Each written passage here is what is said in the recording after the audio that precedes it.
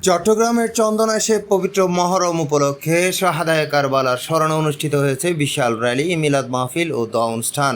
চন্দনাইশ উপজেলার বাদামতল সৈয়দ আমির কোলালপাড়া শাহী জামে মসজিদ মাঠে মারকাজে এশায়েতুল আহলে সুন্নাত বাংলাদেশ চন্দনাইশ উপজেলা শাখার উদ্যোগে এই ধর্মীয় অনুষ্ঠান আয়োজিত হয়।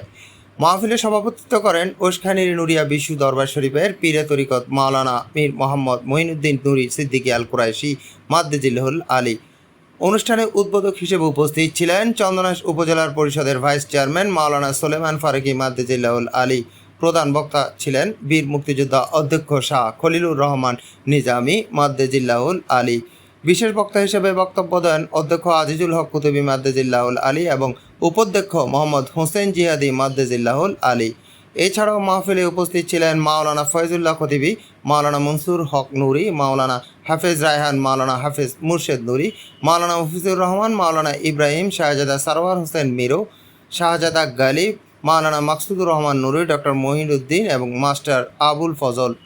অনুষ্ঠানটি সঞ্চালনা করেন মাওলানা আব্দুর রহমান নুরি, সভাপতিত্ব মারকাজে এশায়েতুল আহলে সুন্নাত বাংলাদেশ চন্দনাইশ উপজেলা শাখা।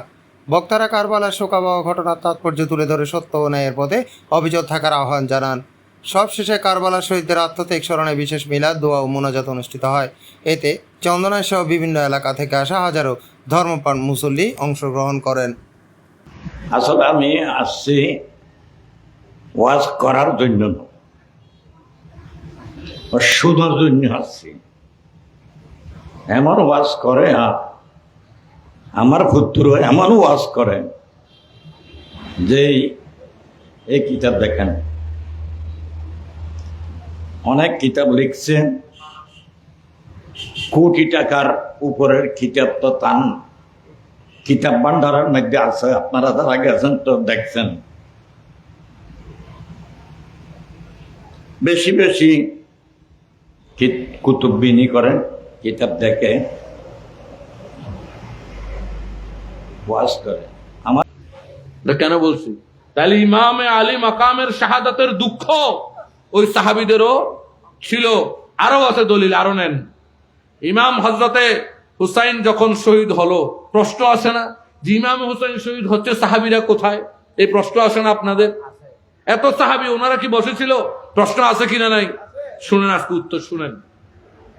ইয়াজিদ শুরুতেই, একদম শুরুর দিকেই ইয়াজিদ চিঠি পাঠাইছে মদিনায়। কোথায়? শুরুতেই ইয়াজিদ চিঠি পাঠাইছে মদিনায়। কি পাঠাইছে? ইয়াজিদ বলছে, আমি জানি রসুলের সাহাবায়েরা বৃদ্ধ হয়েছে, তারা কেউ আমার ব্যাপারে কথা বলার সাহস রাখবে না,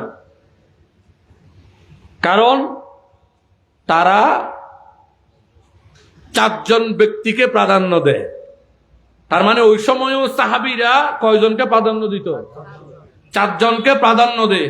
ऐसे पीरे तरीक़त पहला को सलाम मुस्तफ़ा को सलाम शम्अ बज में